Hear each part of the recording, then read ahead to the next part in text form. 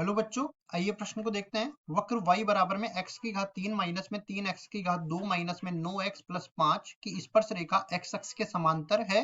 स्पर्श बिंदु का भुज है और यहाँ पे 4 विकल्प दे रखे हैं।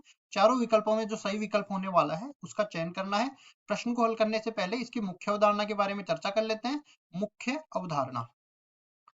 मुख्य उदाहरण में देखो, इस तरह से मैं मान लेता हूं कि y बराबर में fx कोई वक्र का समीकरण दे रखा है और h के कोई बिंदु इस वक्र को संतुष्ट करता है।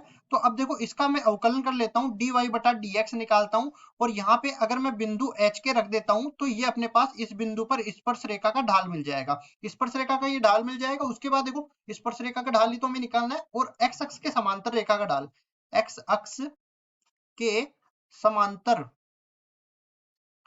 रेखा का ढाल, समांतर रेखा का ढाल ये m बराबर 0 होता है। x अक्ष के समांतर जो भी रेखा होती है, तो ये जो ढाल आ गया उसको 0 के बराबर कर देंगे और जो बिंदु है उसके निर्देशांक ज्ञात कर लेंगे। पहले हम लोग लिख देते हैं वक्र के समीकरण को। वक्र है y बराबर में x क्यूब माइनस में आगे दे रखा है 3x स्क्वायर 9x माइनस में 3x स्क्वायर माइनस में 9x प्लस 5। अब देखिए, इसको हम लोग अवकलन कर देते हैं। यहाँ पे मैंने मान लिया h के ये बिंदु है और यहाँ पे dy बटा dx करेंगे तो ये मिल जाएगा 3x की घात 2 माइनस में 6x माइनस में 9। अब देखिए, ये मैंने कैसे किया, x की घात n का अगर x के सापेक्ष अवकलन करेंगे तो ये बराबर हो जाएगा n गुणा में x की घात n माइनस 1 के बराबर। अब ये तो अपने पास dy बटा dx आ गया, लेकिन अगर मेरे को ढाल निकालना है तो बिंदु को मेरे को रखना पड़ेगा कौन सा, h के। dy बटा dx यहाँ पे बिंदु रखेंगे h कोमा k, तो ये पूरा बन जाएगा अपने पास 3h स्क्वायर माइनस में 6h माइनस में 9। अब देखिए, ये जो स्पर्श रेखा का ढाल है, हमने कहा कि x अक्ष के समांतर रेखा के ढाल के बराबर होगा, तो ये 0 के बराबर होगा। यहाँ पे मैं लिखूंगा प्रश्नानुसार।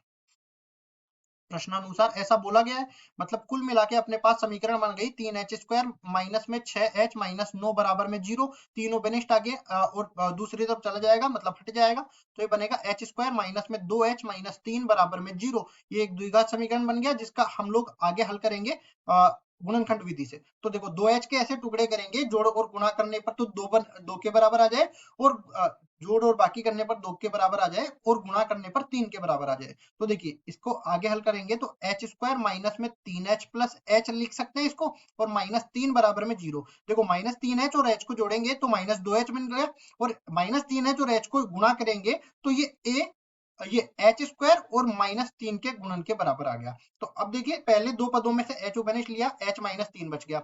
अगले दो पदों में से एक उबेनिश लिया तो h माइनस 3 बन गया।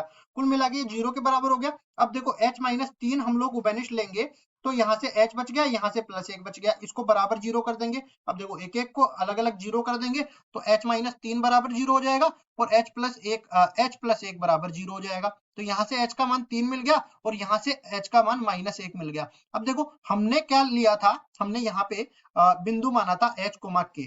ये बिंदु जो मैंने माना था, यहाँ से मेरे को मिल गया एक तो माइनस एक कोमा k की जगह अभी हमने k का मान नहीं निकाला है, तो यहाँ पे देखिए इस तरह से बोलेंगे -1 कोमा k और 3 कोमा k, इस तरह से मिल गया। लेकिन देखो, हमें पूछा क्या था, k की जरूरत ही नहीं पड़ेगी, हमें तो पूछा था स्पर्श बिंदु का भुज। भुज जो होता है वो x निर्देशांक को कहते हैं। तो यहाँ से देखो, x निर्देशांक क्या क्या मिला, यहाँ पे कहेंगे भुज।